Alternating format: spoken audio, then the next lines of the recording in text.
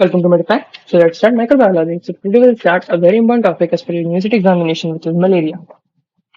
Malaria में क्या important है, क्यों नहीं इंपॉर्टेंट है, सब पढ़ते हैं। आओ, मलेरिया जो होता है, पहले बात तो मलेरिया पांच चार टाइप का होता है। देखो, चार पांच टाइप का होता है।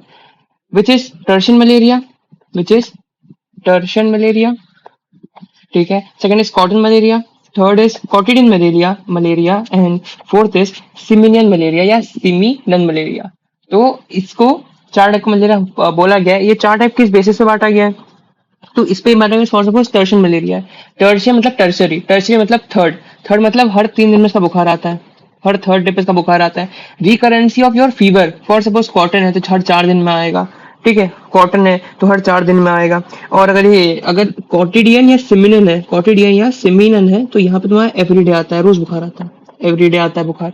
तो on the basis of your fever और योर कंडीशंस, जो इलनेस होती है उसके बेसिस अपन ने इसको चार बेसिस पे, चार पार्ट में बांटा है, ठीक है। और बात करते हैं मलेरिया कॉज किससे होता है, तो मलेरिया कॉज होता है, सबसे पहले बात करते हैं मलेरिया के वेक्टर क्या होता है। मलेरिया का जो वेक्टर है वो सबको पता होना चाहिए। It is female Anopheles, female Anopheles mosquito, Anopheles mosquito, ये उसका वेक्टर है। अब उसका जो एजेंट, जो पैरासाइट है जो कॉज करता है malaria, it is what, it is Plasmodium, Plasmodium.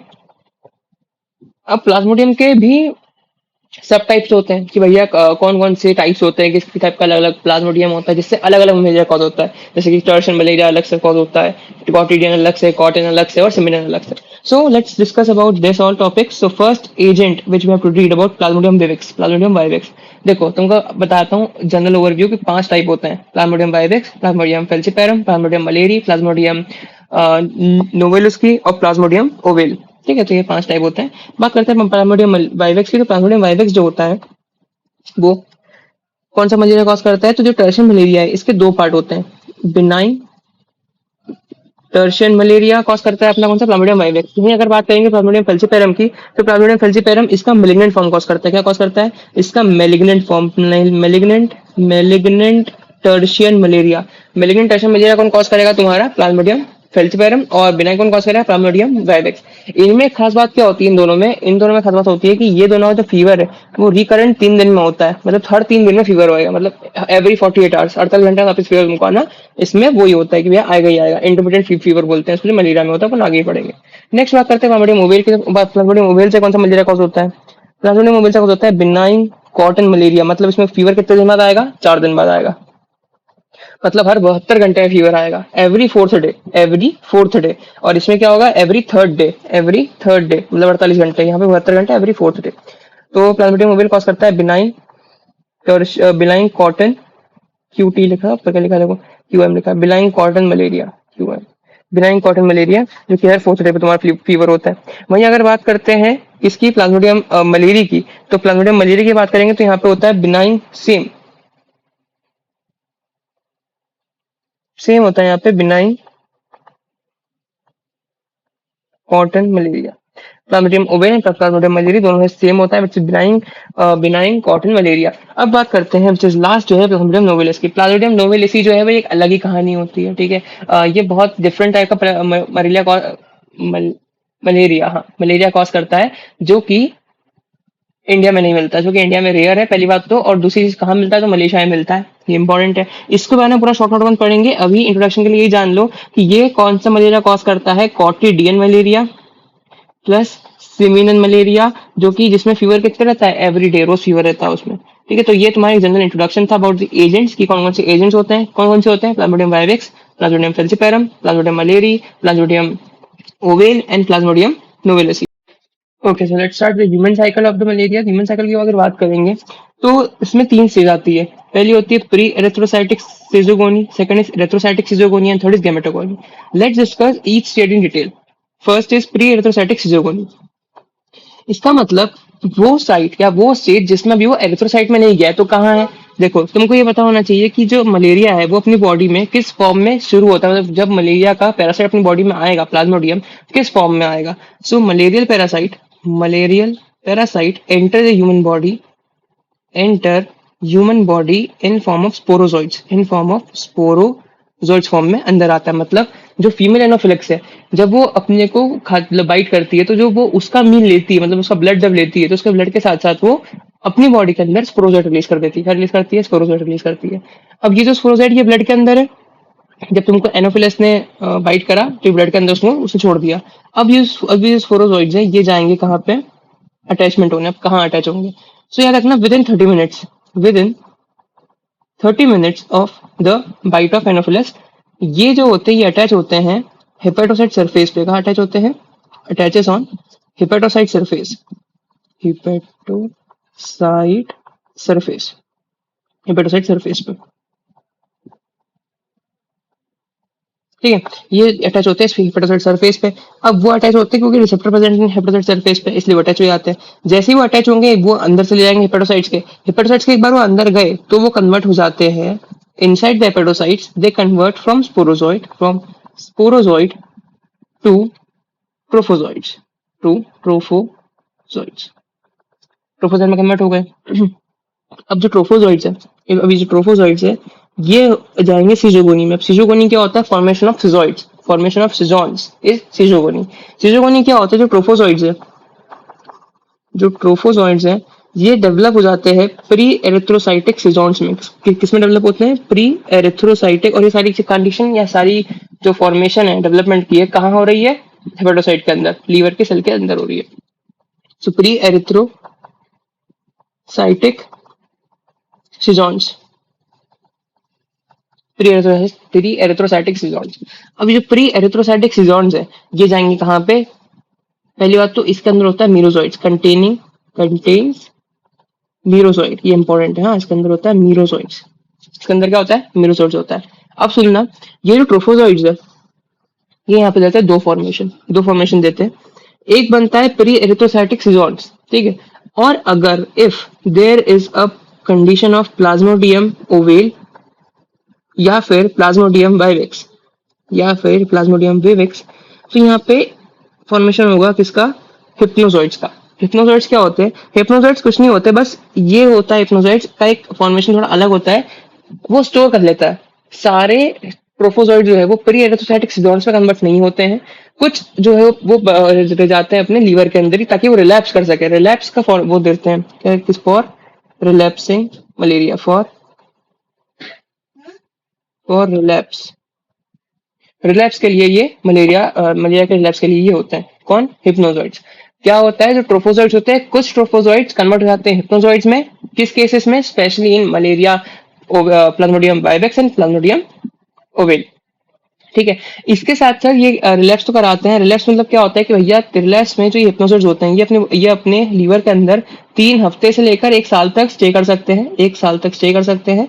जब भी तुम्हारी बॉडी के अंदर इम्यून सप्रेसेंट्स आएंगे या तुम्हारी बॉडी का इम्यून सिस्टम सप्रेस होगा, तब वो एक्टिव हो जाएंगे और हिप्नोजॉइड से ट्रोफोजॉइड बन के ये बन जाएंगे वापस प्री एरिथ्रोसाइटिक सिजॉन्स, वो जाके मलेरिया कॉज कर देंगे, ठीक है। तो ये होता है हिप्नोजॉइड्स के पीछे का पूरा समरी। और बताता हूँ मैं, एक कंडीशन और होती है, इसको बोलते हैं रिकंडेंस। यहाँ लिखा नहीं है, यहाँ लिख देता हूँ मैं। द बात किसी कर रहे हैं अपन? रिक्रूडेंस। देखो, जब मैंने तुमको जनरल इंट्रोडक्शन दिया था अभी, तब मैंने तुमको बताया था कि ये 4 होते हैं। कौन कौन से? प्लाज्मोडियम वाइवेक्स, ओवेल, फेल्सीपेरम और मलेरी। ये 4 बहुत स्पेशल है क्योंकि जो 5वीं है विच इज प्लाज्मोडियम नोवेलिसी की कहानी पूरी अलग है, अपन अलग से पढ़ेंगे पूरा, ठीक है। लेकिन जो अब ये 2 बच्चे कौन से? फेल्सीपेरम और मलेरी, तो ये कॉज करते हैं रिक्रूडेंस। रिक्रूडेंस क्या होता है? रिक्रूटेंस में भी तुम्हारा जो ट्रोफोजोइट्स है वो कन्वर्ट तो हो जाता है किसमें? प्री एरिथ्रोसाइटिक जोन्स में। और वो तुम्हारे जो एरिथ्रोसाइट्स है, मतलब ब्लड में भी आ जाता है। Specially they get converted into जो तुम्हारे अब मीरोसाइट्स है। अब जो तुम्हारे जो मीरोजोइट्स है क्या होगा? जो प्री एरिथ्रोसाइटिक सिजॉन्स है अब ये टूट जाएंगे। ये किसको रप्चर करेंगे? तुम्हारे हेपेटोसाइट्स को रप्चर करेंगे और रप्चर करके छोड़ देंगे मीरोजोइट्स ब्लड के अंदर। तो जो मीरोजोइट्स है अब वो हो जाते हैं ड्रग रेजिस्टेंट रिक्रूटेंस की कंडीशन में, कन्वर्टेड टू ड्रग रेजिस्टेंट मीरोजोइट्स। क्या बन गए? ड्रग रेजिस्टेंट मीरोजोइट बन गए। तो ये करेंगे रिक्रूडेंस। और ये स्पेशल होता है in cases of the plasmodium falciparum और मलेरिया, ठीक है। और ये सस्टेन रहता है सालों साल तक। फॉर सपोज ये 10 से 20 से पता नहीं 10-20 साल तक भी हो सकता है तुमको, मतलब इसकी कंडीशन 10-20 साल तक भी रहती है, ठीक है, और ये ब्लड के अंदर ही रहते हैं अनडिटेक्टेबल लेवल के नीचे, मतलब एक ऑप्टिमम लेवल होती है उसके नीचे रहते हैं, तो डिटेक्ट भी नहीं हो पाते। नेक्स्ट बात करते हैं अपन एरिथ्रोसाइटिक सिजोगोनी, मतलब जो एरिथ्रोसाइट्स है। अब ये जो मैं बात कर रहा था कि प्री एरिथ्रोसाइटिक सिजोगोनी लास्ट फॉर्मेशन थी, अब वो प्री एरिथ्रोसाइटिक थी, अब वो हेपेटोसाइट को रप्चर करेगी। ये देखो हेपेटोसाइटिक मेरोसाइट जो है, हेपेटोसाइटिक मेरोजोइट्स इसके अंदर से प्री एरिथ्रोसाइटिक सिजोन्स में, अब वो एंटर होंगे किंतु ब्लड स्ट्रीम में एंटर होंगे। उसके बाद वो इन्फेक्शन कॉज करेंगे आरबीसी में। जो मेरोजोइट्स होंगे बाइंड करेंगे किससे, ग्लाइकोफेरिन रिसेप्टर ऑफ आरबीसी सरफेस। याद रखना ये बहुत इंपॉर्टेंट है, ये बहुत ज्यादा ही इंपॉर्टेंट है, इसको मैं अच्छे से मार्क कर देता हूँ रेड से। ग्लाइकोफेरिन रिसेप्टर ऑफ आरबीसी सरफेस, तो ये बाइंड करेंगे और ये तुम्हारे जो आरबीसी है, आरबीसी के अंदर फॉर्मेशन कराएंगे और उसको फाइनली रप्चर कर देंगे। ये बात होती है। ठीक है, अभी हम देखते हैं आगे क्या हो रहा है। ठीक है, उसके बाद बात करते हैं किसकी, फिर जो आरबीसी है वो रप्चर हो जाएगी, आरबीसी भी रप्चर हो जाएगी। और जो डॉटर मेरोसाइट्स है, जो मेरोसाइट्स कहाँ आए थे तुम्हारे आरबीसी के सरफेस पे, अब वो आरबीसी के अंदर क्या करेंगे, अपना पहले तो कुछ खाना पीना देखेंगे, क्या खाना पीना देखेंगे अपन उसके बाद भी कर लेते हैं। और फिर वो खाना पीना देख के डेवलप होंगे एक से दो मिनोसाइट, दो से तीन मिनोसाइट, ऐसा करके पूरी एक आरबीसी की लेयर बन जाएगी। ऐसी आरबीसी अपनी, यहाँ पे मिरोसाइट लग जाएंगे सरफेस पे बहुत सारे, मिरोजॉइड मिरोजॉइड मिरोजॉइड मिरोजॉइड मिरोजॉइड बहुत सारे, और उसको पूरा कवर कर लेंगे आरबीसी को। जब वो अल्टीमेटली कवर हो जाएगा, ये आरबीसी को रप्चर कर देंगे। ठीक है, बात ये आती है कि इतना सब कुछ करने के लिए एनर्जी लगती है, तो एनर्जी कहाँ से आती है, तो ये देखो जो प्लाज्मोडियम है, मतलब जो तुम्हारा पैरासाइट है, जो कि अब किस फॉर्म में है, मिरोजॉइड फॉर्म में है, वो क्या करता है, हीमोग्लोबिन को खाता है। हीमोग्लोबिन को खाता है, फीड करता है हीमोग्लोबिन पे, और हेमेटिन और आयरन पिगमेंट बनाता है। क्या बनाता है, हेमेटिन और आयरन पिगमेंट। ये तुम्हारा एक रेसिडुअल है। ठीक है, कौन रेसिडुअल है, हेमेटिन और आयरन पिगमेंट। अब ये दोनों बाइंड हो जाते हैं और मलेरिया पिगमेंट फॉर्म करते हैं। हेमेटिन और आयरन पिगमेंट जो होते हैं ये, या आयरन पोरफेरिन, हेमेटिन और आयरन पोरफेरिन जो होते हैं दोनों साथ में मिलके मलेरिया पिगमेंट कॉज करते हैं। तो ये बात थी। अब इसमें एक चीज और आती है विच इज इंट्रा एथ्रोसाइटिक लाइफ, मतलब जो एरिथ्रोसाइट का मतलब था कवर करेंगे, तो उसमें कितना टाइम लगेगा, तो ये कवर करने में। तो अगर मैं बात करूं किसकी, प्लाज्मोडियम वाइवेक्स की या फिर प्लाज्मोडियम फेल्सीपेरम की, तो ये दोनों जो होती है 48 आवर्स के अंदर अपनी एरिथ्रोसाइटिक लाइफ भी खत्म कर लेते हैं। कितने दिन में, 48 आवर्स में, 48 आवर्स में 2 दिन में। ठीक है, और अगर बात करूंगा किसकी, मलेरी की, प्लाज्मोडियम मलेरी की, तो ये खत्म करता है 72 आवर्स में। 72 मतलब 3 दिन में खत्म करता है। ठीक है, next talk about the gametogony. अब ये गेमेटोगोनी क्या होती है, तो सुनना, जो गेमेटोगोनी चीज है, गेमेटोगोनी मतलब formation of gametocytes. Gametogony means formation of gametocytes. ठीक है, तुमने अगर 11th 12th में पढ़ी होगी मलेरिया की पूरी लाइफ हिस्ट्री, तो तुमने सुना होगा कि जो मलेरिया होता है वो ह्यूमन के अंदर अपनी ए सेक्सुअल साइकिल चलाता है, और सेक्सुअल साइकिल जो होती है वो मॉस्किटो में होती है। तो ये गैमेट्स बन रहे हैं, अब ये गैमेट जो है यहीं जाएंगे मॉस्किटो में। ये इसका ओवरव्यू है। अब सुनो अंदर क्या हो रहा है। जैसे ही एरिथ्रोसाइटिक सीरीज खत्म होती है, ठीक है, कुछ मेरोसाइट जो होंगे वो आरबीसी में एंटर करने के बाद, सुनना, आरबीसी में एंटर करने के बाद डेवलप होंगे ट्रोफोजोइड्स में, और बना लेंगे गेमेटोसाइट्स। क्या हुआ, कुछ जो मेरोसाइट सरफेस पे थे, सरफेस मेरोसाइट थे, वो आरबीसी के अंदर चले गए, आरबीसी के अंदर गए और वो डेवलप हो गए तुम्हारे ट्रोफोजोइट्स में। किसमें डेवलप हो गए, ट्रोफोजोइट्स में। और फिर वो कन्वर्ट हो गए किसमें, जो ट्रोफोजोइट्स है वो कन्वर्ट हो गया गेमेटोसाइट्स में। जो ट्रोफोजोइट्स है वही कन्वर्ट हो गया गेमेटोसाइट्स में। ठीक है, अब जो ये गेमेटोसाइट है ये यूजुअली राउंड होते हैं, याद रखना, यूजुअली राउंड होते हैं, सिर्फ और सिर्फ किसका, फेल्सीपेरम को छोड़ के। फेल्सीपेरम का ऐसा होता है, क्रीसेंट शेप होता है फेल्सीपेरम का। ठीक है, सिकल शेप बोल सकते हो, सिकल शेप तो बहुत अलग होता है, क्रीसेंट शेप सही है, क्रीसेंट या बनाना शेप।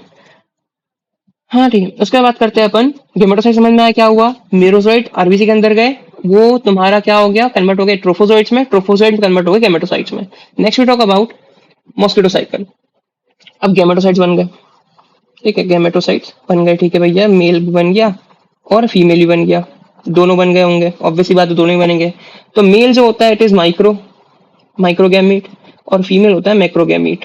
तो तुम्हें एक बात बताओ कि चेंजेस किसमें ज्यादा वायबल होंगे, माइक्रो में कि मैक्रो में, किसमें ज्यादा वायबल, मतलब किसमें ज्यादा इजी होंगे।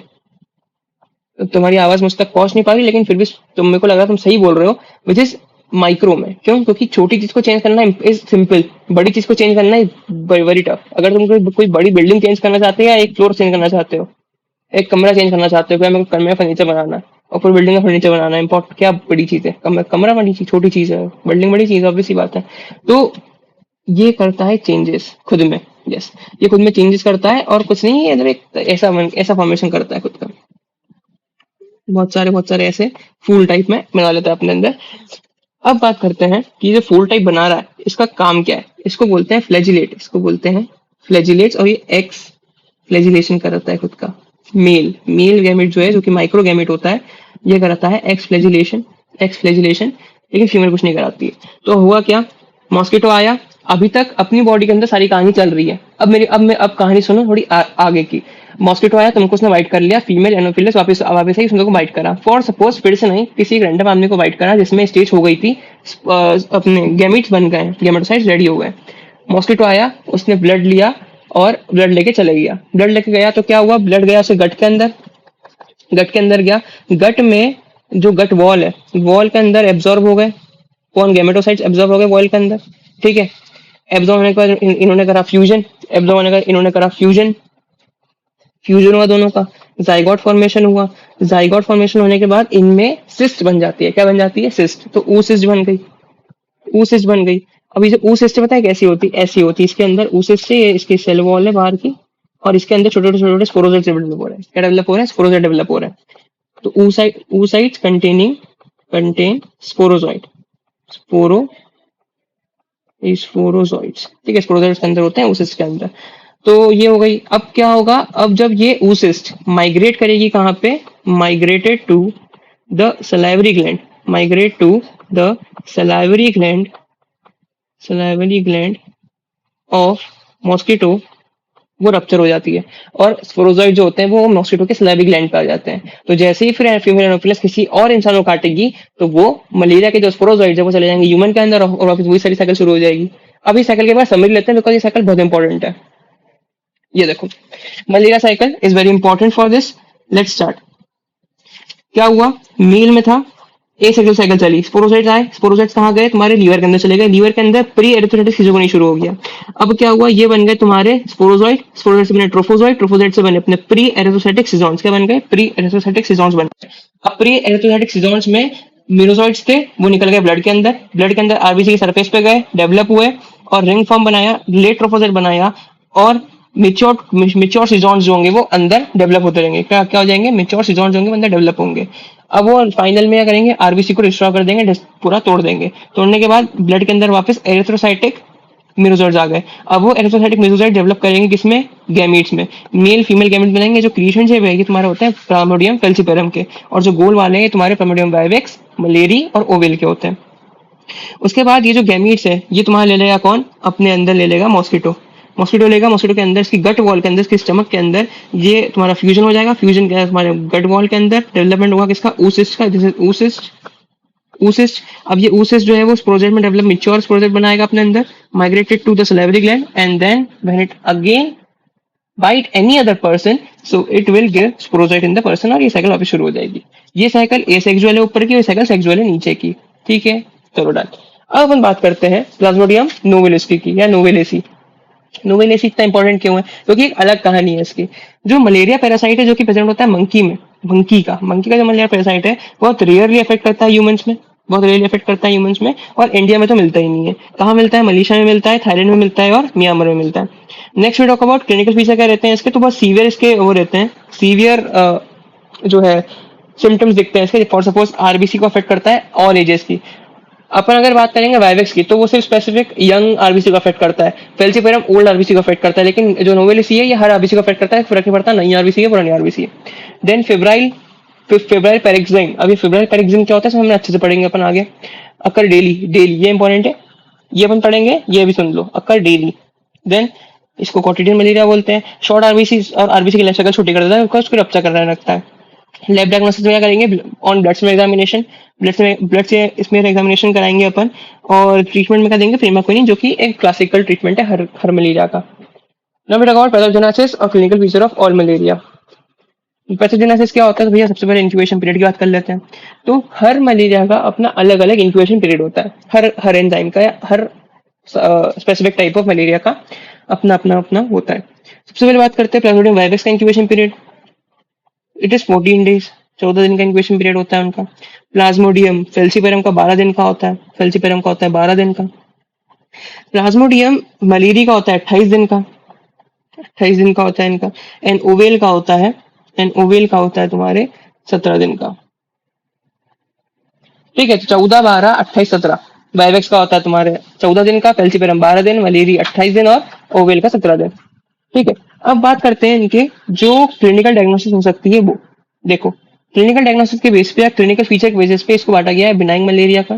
ठीक है, बिनाइंग मलेरिया जो होता है इट्स वेरी इंपॉर्टेंट बिकॉज इसमें ही तुमको सिम्टम दिखने लग जाते हैं विच इज वर्स्ट। देखो क्या होता है, सबसे पहला इसमें ट्रायड होता है, फिब्राइल पेरोक्सोम, इसमें आप पढ़ेंगे पेरोक्सिज्म क्या होता है, एनीमिया और स्प्लीनोमेगेली, एनीमिया और स्प्लीनोमेगेली। जनरल तुम सुन लो कि जो एनीमिया है वो क्यों हो रहा है, आरबीसी डैमेज हो रहा है तो एनीमिया हो जाएगा। ठीक है, आरबीसी डिस्ट्रक्शन हो रहा है, डिस्ट्रक्शन हो रहा है। स्प्लीनोमेगेली क्या हो रहा है, same RBC destruction, RBC destruction. Destroyed RBC जो होती है वो कहाँ जाती है, स्प्लीन में जाती है। तो जो आरबीसी है वो बहुत ज्यादा ही खत्म हो रही है तो सारी सारी स्प्लीन में जाएगी तो स्प्लीनोमेगेली होगी। ठीक है, सेम आरबीसी डिस्ट्रक्शन इसका भी। ये क्या चीज है, फिब्राइल पेरोक्साइम। फिब्राइल पेरोक्साइम जो होता है ये बहुत ही अलग कहानी होती है और बहुत ही सही साइड भी होती है। देखो, ये है सिंपल बुखार, सिंपल बुखार। ठीक है, लेकिन बुखार की अपनी अलग खासियत है मलेरिया के।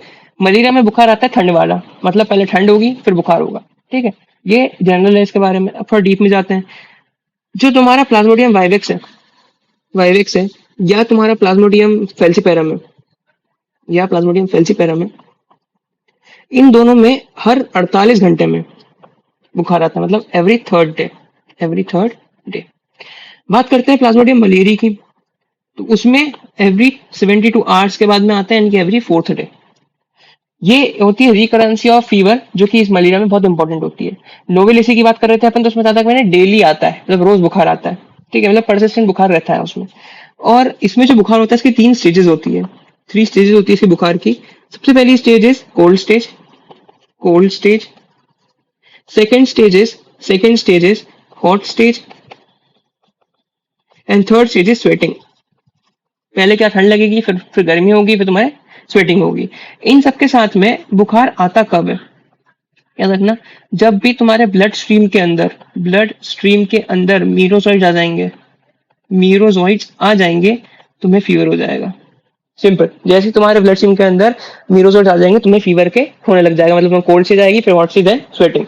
तो ये कहानी तुम्हारे क्लिनिकल फीचर्स की। उसके बारे में बात करते हैं, falciparum malaria, it is very important because इसमें तुमने अगर ध्यान से सुना होता पहले तो तुम्हें पता होगा कि इसका जो आरबीसी, मतलब इसका जो गैमेटोसाइट्स है उसका शेप है वो कुछ ऐसा है, क्रीसेंट शेप है।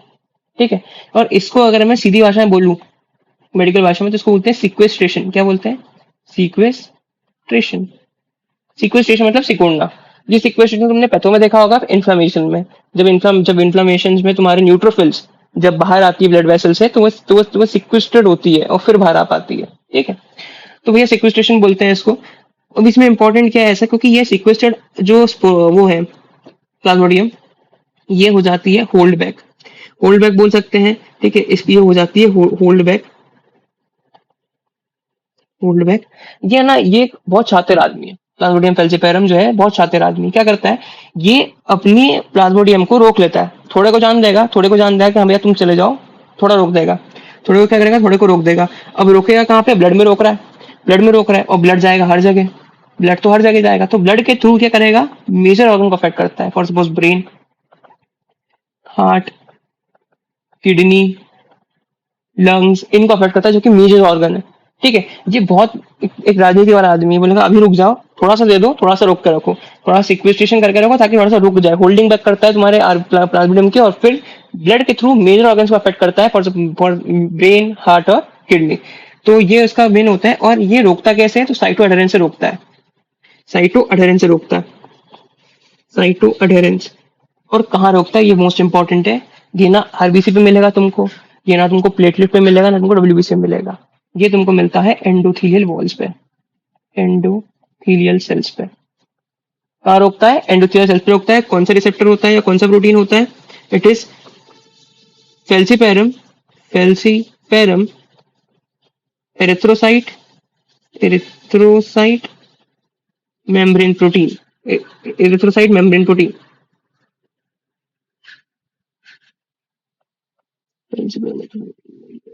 Okay, membrane protein 1। इस प्रोटीन की हेल्प से ये आरबीसी से निकलता है और जाके एंडोथेलियल वॉल पे जाके अटैच हो जाता है। कब तक? जब तक इसका कोई काम नहीं आता है।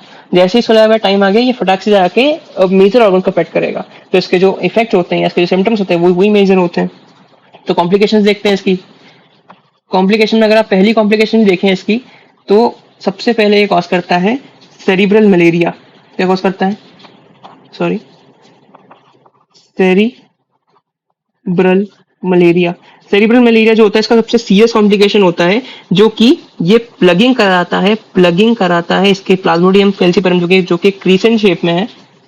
Plugging of brain capillaries, brain की कैपिलरीज में प्लगिंग करा देता है, मतलब उनको रोक देता है, उनको ब्लॉक कर देता है, सिंपल उनको ब्लॉक कर देता है। और it leads to cerebral anoxia.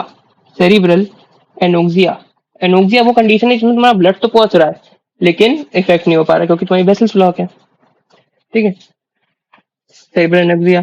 इसके साथ साथ ये एक और चीज कॉज कराता है, which is pernicious anaemia, pernicious pernicious malaria, sorry pernicious malaria.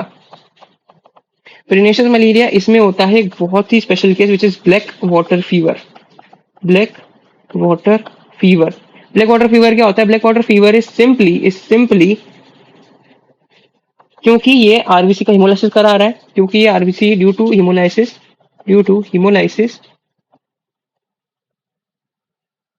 It is followed by fever. सबसे पहली चीज में फीवर होगी, उसके बाद सेकेंड हीमो, इसको लिख ले पूरा, हीमोग्लोबिन यूरिया। हीमोग्लोबिन तो यूरिन में आएगा, plus black urine, black dark urine बोल सकते हैं। डार्क यूरिन, डार्क यूरिन आती है एकदम ब्राउन ब्लैक ब्लैक कलर की। और ये सब तुम्हारा इसी में होता है मलेरिया, फेल्सीपेरम वाले मलेरिया में। इसके साथ साथ एक एजेड मलेरिया भी होता है। एजेड मलेरिया होता है, उतना खास नहीं है, और बस इतना ही खास इसमें बात होती है। और हाँ, एक बात और इम्पोर्टेंट है पूरे टोटल मलेरिया की। Malaria promote बर्किट lymphoma. Malaria promote बर्किट lymphoma, ये सारे मलेरिया पे डिपेंड करता है, सिर्फ फेल्सीपेरम पे नहीं आता। मलेरिया प्रमोट बर्किट लिम्फोमा कैसे? बर्किट लिम्फोमा और मलेरिया का सीन है। देखो, मलेरिया जो होता है वो इंड्यूस करता है इम्यून सप्रेशन। क्या इंड्यूस करता है? मलेरिया जो होता है वो इम्यून सप्रेस करता है, इम्यून सिस्टम जो है इंसान का, उसको सप्रेस कर देता है। तो उसके सप्रेशन से जो वायरस होते हैं तुम्हारे आजू बाजू में, वो वायरस अपनी बॉडी में अफेक्ट करते हैं। और सबसे जो बर्किट लिम्फोमा का मेन वायरस है, इट इज एविस्टिन बर वायरस, ईबी वायरस। एविस्टिन बर वायरस वो आता है अपनी बॉडी के अंदर, ईबी वायरस, और अपनी बॉडी में बर्किट लिम्फोमा कॉज कराता है। सिंपल, ये होता है मेन, बर्किट लिम्फोमा प्रमोट कैसे करता है। अब अपन बात करते हैं next, we talk about the lab diagnosis. Lab diagnosis तो क्या करेंगे? इसमें बहुत खास बात है, इसमें कहानी सुननी पड़ेगी, सुन लो थोड़ी सी कहानी, बहुत बहुत इंपॉर्टेंट है। लैब डायग्नोसिस में मलेरिया में क्या कराते हैं? मलेरिया में कराते हैं पेरिफेरल ब्लड स्मीयर। क्या कराते हैं? पेरिफेरल ब्लड स्मीयर कराते हैं। इंपॉर्टेंट क्या है इसमें? जो स्मीयर है, मान लो ये स्मीयर है, इसमें दो स्पॉट्स बनाए जाते हैं। कितने स्पॉट? दो स्पॉट बनाए जाते हैं। एक है तुम्हारा थिन, ठीक है, एक है तुम्हारा थिन स्पॉट। रुक जाओ थोड़ा सा बस, यस, एक है तुम्हारा थिन स्पॉट,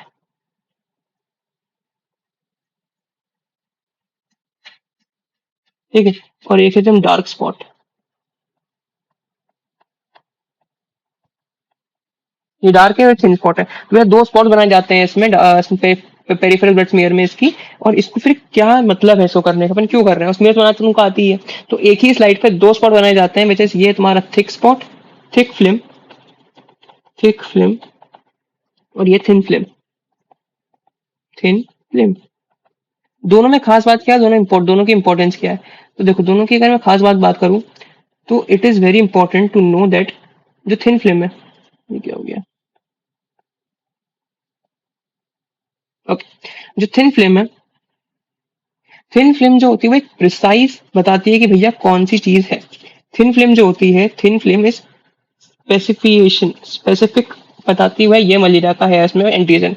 बात करते हैं थिक फिल्म की, तो थिक फिल्म जो होती है वो डिटेक्ट करती है मलेरिया को, डिटेक्ट करती है पैरासाइट को, detecting the parasite. Second is quantification करती है। क्या करती है? क्वांटिफिकेशन, मतलब वो एक क्वांटिटी बता देती है भैया इतना पैरासाइट इसमें है, ठीक है। क्वांटिफाई करती है पैरासाइट को, क्वांटिफाई द पैरासाइट, कि इतना पैरासाइट इसमें है, कौन सा ये नहीं बताती है, लेकिन कौन सा है वो कम बताएगी, थिन फिल्म। ठीक, क्या बताएगी कि ये कितने हैं और है कि भी नहीं, सिंपल। और लास्ट इसका यूज क्या होता है कि ये डेमोन्स्ट्रेट करता है मलेरिया पिगमेंट को, डेमोन्स्ट्रेट, डेमोन्स्ट्रेट मलेरिया पिगमेंट। क्या होता है मलेरिया पिगमेंट? मैंने बताया था हिमेटिन और आयरन पोरफेरिन दोनों को मिला के मलेरिया पिगमेंट बनाएंगे, डेमोन्स्ट्रेट मलेरिया पिगमेंट। ठीक है, ये बात भी हो गई। इसके बाद में बात करते हैं अपन, अगर थोड़ा सा इसके अलावा कौन से टेस्ट होंगे, तो मॉलिक्यूलर मेथड होता है। ठीक है, इसके अलावा देखो सबसे ज्यादा तो ब्लड स्मीयर होता है, peripheral blood smear, very important, mainly तो यही कराया जाता है। इसके अलावा भी मॉलिक्यूलर टेस्ट कराए जाते हैं, फिर molecular test which is PCR, molecular test which is PCR, PCR. और सबसे इंपॉर्टेंट है rapid test. Rapid test kit आती है मलेरिया की, उससे अपन टेस्ट कर लेते हैं। रैपिड टेस्ट किट, उससे अपन टेस्ट करते हैं। रैपिड टेस्ट किट आपको उसमें बता देंगे प्रैक्टिकल में। ठीक है, देन वी टॉक अबाउट पोरफाइलैक्सिस। इतना इंपॉर्टेंट नहीं है पोरफाइलैक्सिस, ट्रीटमेंट देख लेते हैं फटाफट। ट्रीटमेंट इज क्लोरोक्विनीन, क्लोरोक्विनीन या प्रीमाक्विनिन, प्रीमाक्विनिन। क्या कॉज कराता है? क्लोरोक्विन या प्रीमाक्विनिन, सिकल सेल एनीमिया, पता होना चाहिए। ठीक है, और इसके साथ साथ पीएसएम की बेसिस पे आता है कि भैया क्या क्या नहीं करना चाहिए, तो मच्छर को होने से रोकना चाहिए, ये सारी बातें, तो वो पीएसएम की कहानी है। एक आती है वैक्सीनेशन इसकी। वैक्सीनेशन में क्या देखेंगे अपन, तो आरटीएस, आरटीएस इसकी वैक्सीन